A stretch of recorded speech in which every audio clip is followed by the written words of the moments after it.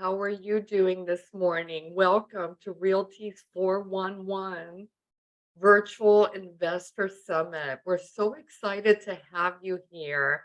And I want to thank our technical director, Jason Burke, for joining us and for helping us with this event. We're actually waiting for Bruce Dinger to join us, so we're going to go ahead and start the event and tell you about some amazing. Oh, there you are, Bruce. How are you? How are you, Bruce? Welcome. Good, Linda. How you doing?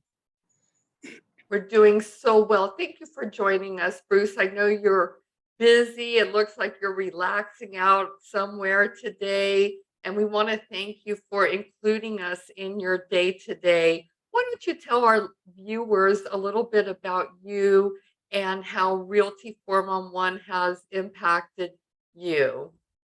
Well, first, thanks, Linda. First, I want to go ahead and give a big welcome to everybody that's joining Realty 411. It's going to be an amazing 2-day summit. I have known Linda for more than I can even remember. How long has it been, Linda? About I'm going to say 15 plus years. Yes. It's been an enjoyable relationship. We've collaborated on things together. I've been in real estate for a long time now. Done well over 200 fix and flips. Gotten into commercial properties as well. In fact, the reason I'm late on this call and the reason I won't be able to join in the afternoon, I closed on yet another property here in California. And a lot of my properties, the bulk of my properties have been out of state. And it's not because of the price point. It's been because prior to as of late, everything has been, when you try to bid on a property in California, it's like a bidding war. And everybody goes ahead and takes a look and says, oh, you have a San Mateo or a San Francisco or a Belmont zip code. And they just continue to jack up the price. And that's because appreciation has been crazy in this area. So it's been very hard as an investor to find a property that's 35% or more of a discount. Whereas in other areas like in Maryland or in Tennessee, I've been able to just really find properties at a deep discount. Had a call coming in there. I've been able to find properties at a very deep discount and make it work. But lately, and everyone says, well, you're opposed to investing in California. No, it happens to be when the time is right. When the time is right, that's when I'll invest. And right now, I'm telling you, my friends, the time is right for real estate across the board. But in California, it's been phenomenal. This is a buyer's market, and people are going ahead and you're taking a look. I've talked to several different agents, and they've had to cancel their listings because a lot of the owners could not get the price that they wanted. So those days of being able to say, hey, you know what, I'm going to list my property and get multiple offers at a higher price point. That's not right now. That is not right now. That's not what we're experiencing. So for those of you that have been wanting to get into real estate investing, and you're saying, boy, and especially those of you that live in the Bay Area, and you're saying, I've been looking for properties, this is the time. So the property, to give you a little bit of background, the property I found, it was owned by a gentleman who had it for many years. He passed away. Prior to his passing, he went ahead and fixed up the property. His plan was to go ahead and really leave it for his nephews in mint condition. So he put in all brand new hardwood floors. He put in tile in the bathrooms, and he went ahead and remodeled the entire kitchen. And the funny thing is, I always say nobody ever appreciates free. Nobody ever appreciates free. And he left it to his nephews, his two nephews that live in Arizona. Now, keep in mind, this property is here in the Bay Area. It's in Belmont. Do your homework. Take a look at what Belmont has to offer. Some of the best schools in the entire country. Great area. Well, he left it to his nephews. They didn't want it. So what do? They go ahead and they gift it. They gift it to their niece, and their niece lives in Canada. She didn't want it. So I got on the phone with her. And this property retails for about $1.4 million, at least $1.4 million. And I got on the phone with her and I said, look, I'm going to make you an offer, $850,000 all cash. I said, you have 24 hours to make your decision though. Otherwise my offer comes off the table and there will not be another offer. Well, my friends, she accepted that offer. And so I picked up this property with no repairs necessary, no rehab necessary, for $850,000. I could turn around and sell it for $1.4 million today. I won't. Though I got other plans for this property, but it's just it's funny how when you start to take a look, and everyone always asks me, they said, how do you get into this business? And there's a lot of different tips and tricks that you'll hear today about, how do you go ahead and make sure that you're measuring out your holding costs, and what are you paying your investors? How do you raise capital from investors? The whole thing is you got to buy right. That's the key to this business. And well, how do you do that? How do you go ahead and find properties in any area? You have to be prepared to network. You have to be prepared to market yourself. And I'm not just talking about sending out flyers or using different types of software. Those are great. Don't get me wrong. You want to do those things. You want to have different channels that are bringing in deals and whatnot. But it comes down to networking. I got my last 3 properties this year from networking. People know what I do. They went ahead and said, you know what, Bruce might be the person to help you out. And I get properties that no one else gets that are off market. But it comes down to spending a lot of time networking. Like here on Realty411, it's part of networking. You have to go ahead and put your time in the right place with the right people, and magic starts to happen. People will start bringing you deals and whatnot. And I have students. I also coach students. I'm very selective on who I bring on board for coaching, but I want students that are going to do something, that are going to get out there and going to hustle. Everybody's always worried about, how do you raise capital? I don't have the money to go ahead and get into this business. That's the wrong mindset. The money is out there. There's other investors that want to put their money to work in this market. They want to be able to go ahead and have their money secured by real estate that they feel good about. You just have to be able to find the properties. And I always say that, find the right properties and the money will come. But how do you find the right properties? You got to hustle. You got to hustle. That ear, that pillow cannot be sticking to your ear. You've got to get out of bed and you got to move and you got to hustle. And coming to events like this, Realty411, I would encourage you to join more of these type of events, not just to learn, but to network, because you want to be able to let people know what you're doing. And that's the other thing. When I see students that are getting into this business and they'll go out and they'll go to networking events, real estate investing events, and people say, hey, so what do you do for a living?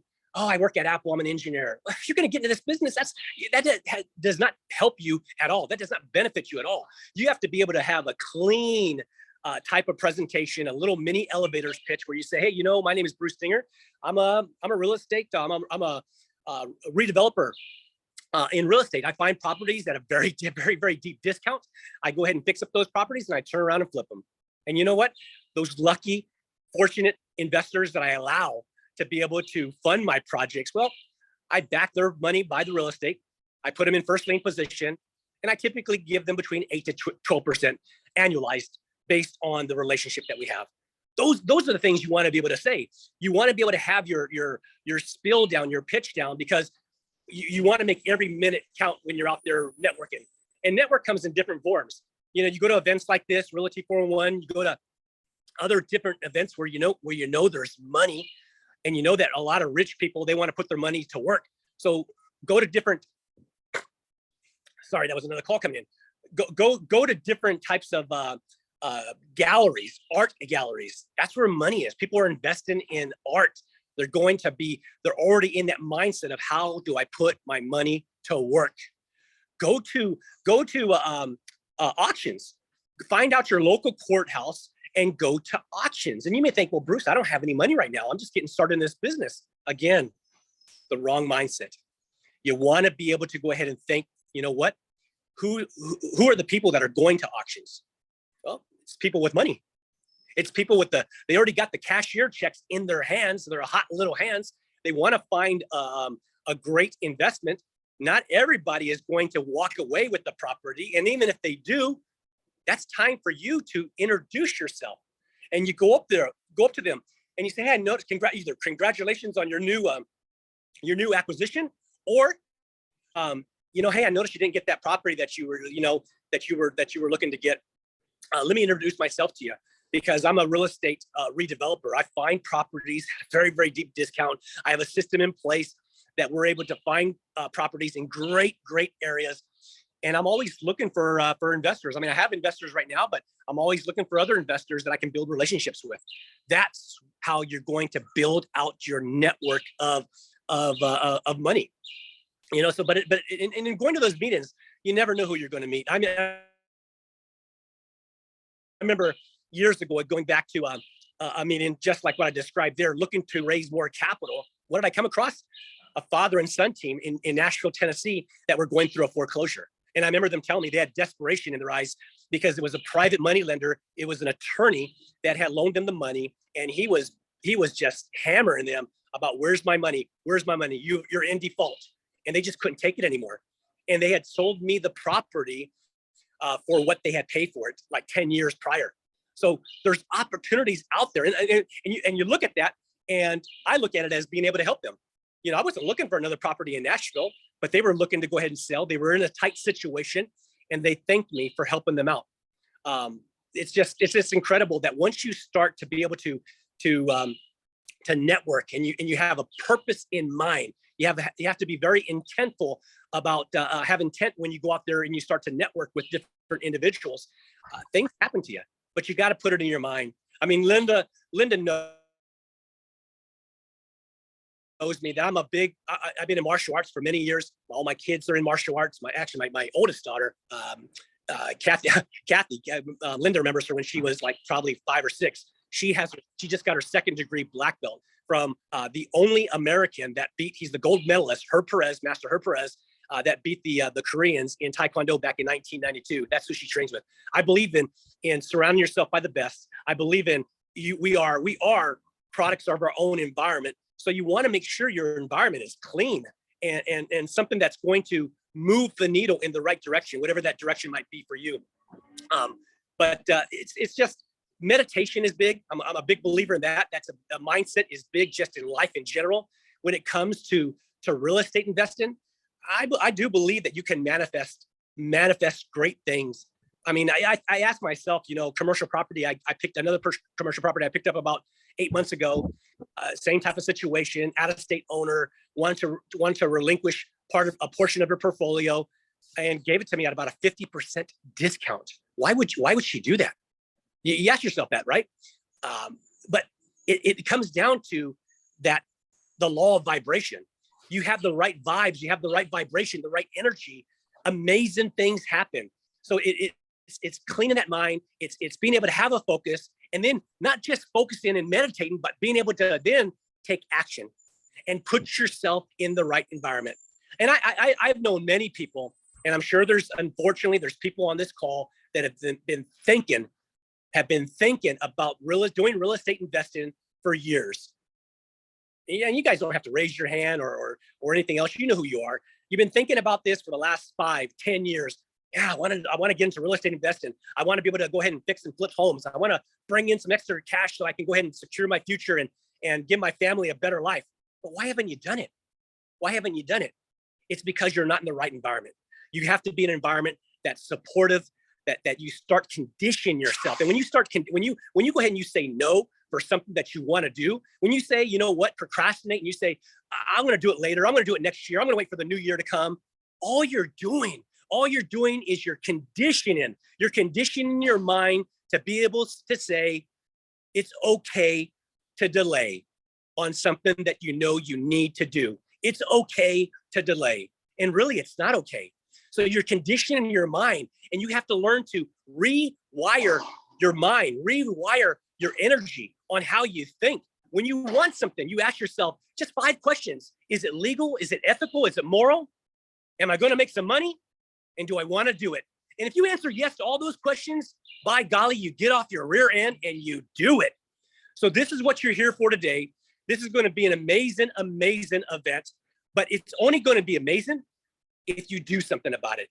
Not if you just take notes and you take copious notes, but if you go ahead and you do something about it. This is your day.